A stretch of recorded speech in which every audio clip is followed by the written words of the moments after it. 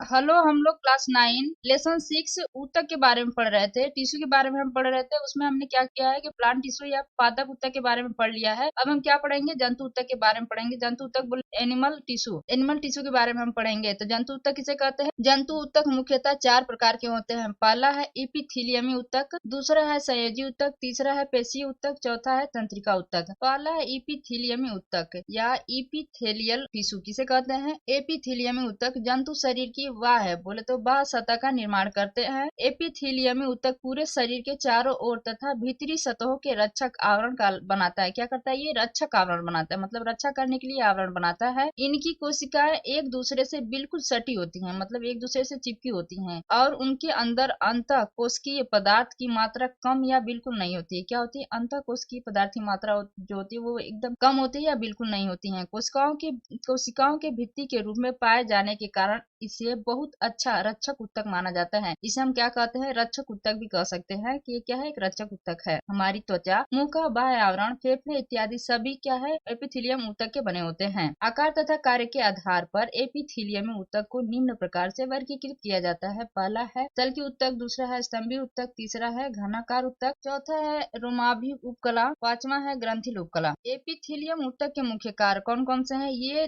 पहला है ये निचली कोशिकाओं को बाह्य आघात से, सूखने से, किसी रासायनिक पदार्थ से रक्षा करता है। तो रक्षा करने वाला ऊतक है, इसलिए किससे करता है रक्षा?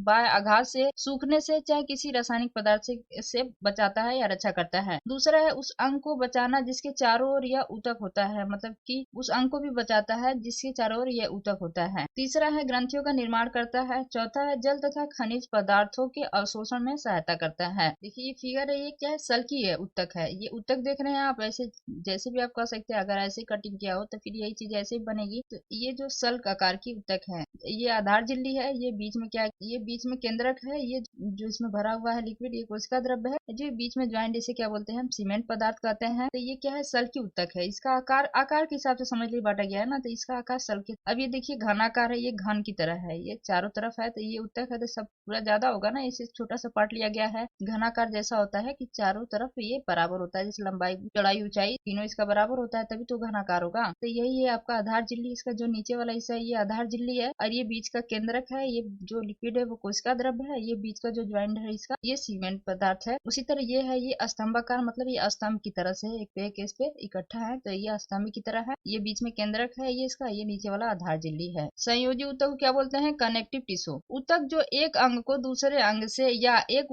ऊतक को दूसरे ऊतक से जोड़ता है। कनेक्टिव का मतलब ये क्या है? कनेक्ट करना। उसे क्या हम बोलते हैं? संयोजी ऊतक कहते हैं। संयोजी ऊतक को कोशिकाएं एक गाढ़े तरल पदार्थ में डूबी रहती हैं, जिसे मैट्रिक्स कहते हैं। क्या बोलते हैं? मैट्रिक्स कहते हैं। मैट्रिक्स उपास्थि की तरह ठोस या फिर रक्त की तरह पतला भी हो सकता है। कैसा भी हो सकता है? ये उपास्थि की तरह जो होता है थोड़ा ठोस भी हो सकता है, या रक्त के समान क्या होता है? पतला भी हो सकता है। कौन? मैट्रिक्स। संयोजी ऊतक के कार्य क्या है? यह जो होता है एक अंग से दूसरे अंग को या एक ऊतक से दूसरे ऊतक को जोड़ते हैं, इसका कार्य है। और दूसरा है कि यह जीवों के शरीर को निश्चित आकृति प्रदान करते हैं। क्या करते हैं? ये निश्चित आकृति प्रदान करते हैं और कोमल अंगों की रक्षा करते हैं। क्या करते हैं? कोमल अंगों की रक्षा भी करते हैं। संयोजी ऊतक के प्रकार, संयोजी ऊतक 3 प्रकार के होते हैं, या 3 प्रकार के हैं, कुछ भी आप कह सकते हैं। पहला हम कह सकते हैं अस्थि, दूसरा है उपास्थि, तीसरा है रक्त। अस्थि का मतलब बोन, दूसरा उपास्थि क्या हो? कार्टिलेज, और तीसरा है रक्त का मतलब ब्लड। ये 3 प्रकार के क्या होते हैं? संयोजी ऊतक है। तो कभी भी एग्जाम में सवाल आ सकता है कि रक्त क्या है, कौन सा ऊतक है, तो हम कह सकते हैं कि रक्त क्या है? संयोजी ऊतक है। चाहे अस्थि क्या है? संयोजी ऊतक है। Thank you for watching. Please like and subscribe my channel.